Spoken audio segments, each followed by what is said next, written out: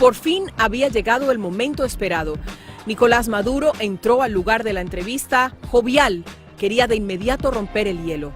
El camarógrafo Martín Guzmán grabaría a Maduro. Llegó tratando de bromear con Jorge, preguntándole por su esposa, diciéndole, oye, qué flaco te ves aquí en persona. Ramos se mantuvo serio y enfocado.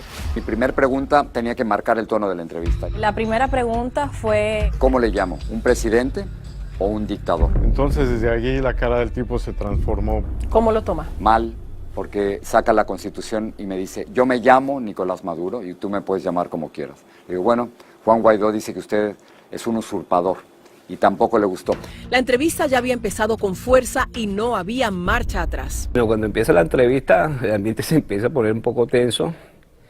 Se sentía el nerviosismo en el aire de todo el mundo. Lo interesante, Ilia, me parece que cuando tienes la posibilidad de empezar a llamarle en Miraflores, dictador, usurpador, asesino, aunque atribuyas las fuentes como nos corresponde como periodistas, algo se fractura, algo se está quebrajando dentro del régimen de Maduro. Es decir, tú le pusiste un espejo frente a su cara y eso le molestó. Claro, lo que le estoy diciendo es, millones de venezolanos creen que usted es un dictador, creen que usted es un asesino, creen que usted se ha robado el poder. Eso es lo que ellos piensan y él no está acostumbrado a que le digan la verdad.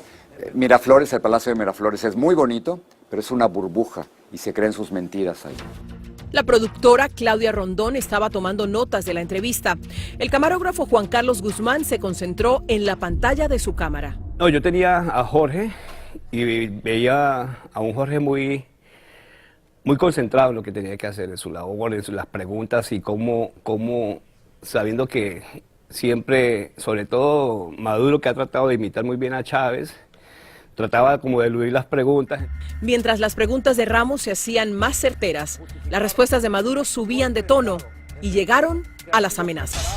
Me saltó un poquito la alarma, fue cuando dijo, si tú fueras venezolano, tú estarías pagando con la justicia lo que tú estás diciendo. Espero mucho de ti. Han transcurrido 17 minutos de la entrevista entre preguntas de Ramos e insultos de Maduro. Hubo preguntas sobre la falta de democracia en Venezuela, la tortura, los presos políticos y la crisis humanitaria. Es curioso porque tengo 17 minutos de entrevista y es una entrevista dura, pero aguanta la entrevista. Ya después de 17 minutos puede aguantar 20 o 30, ¿no? Los ánimos estaban caldeados y era el tiempo de pasar de las palabras y las declaraciones oficiales a las imágenes. Cuando le digo que la revolución ha fracasado después de 20 años y él me dice que no es cierto, que tiene muchos logros, le digo, déjeme demostrarle que no es cierto y le muestro a estos 3 muchachos comiendo basura de un camión de desperdicios. ¿Tienen que sacar la comida de la basura? Sí, tenemos hambre, Maduro ahora lo sabe en esta mierda. Hay que cambiar de presidente, no sirve, estamos obstinados de este presidente que tenemos aquí en Venezuela. No aguanta. Y yo sé que ahí se rompe. ¿Qué sacaste del...? El día antes de la entrevista, el domingo pasado, Ramos y su equipo habían recorrido las calles cerca del Palacio de Miraflores y habían grabado con el celular estas imágenes de jóvenes comiendo lo que encontraban en un camión de basura. Comen la basura ahí mismo porque se están muriendo de hambre. En las notas de Rondón aparece lo siguiente.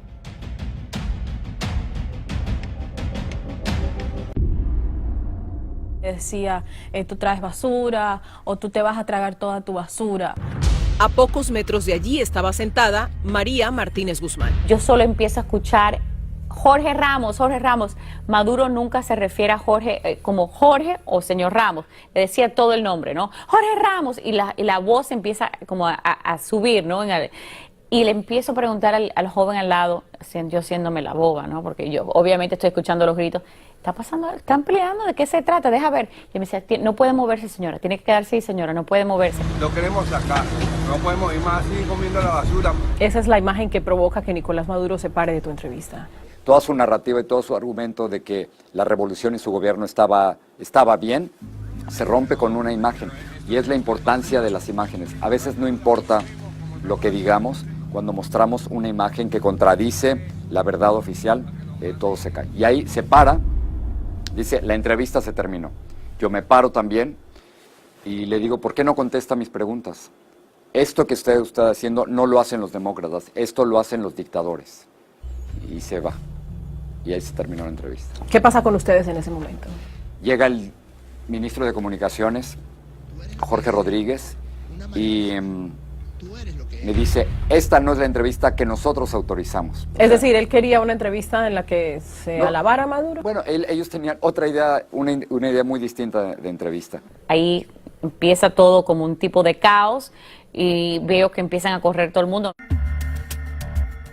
El material grabado en tarjetas de video, las cámaras, los monitores y el equipo de iluminación fue confiscado de inmediato.